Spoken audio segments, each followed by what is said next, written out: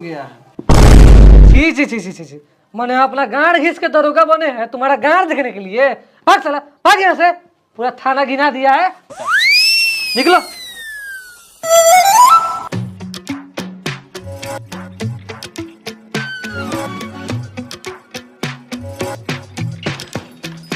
सर हमर बकरियों वाला केसवा पर ध्यान दिया।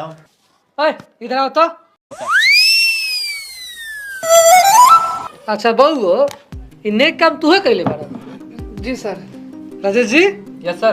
तो ले जाइए इनको सर्विस सेंटर में, इसका मोबिल चेंज कीजिए था। ले जाइए जल्दी। चलो।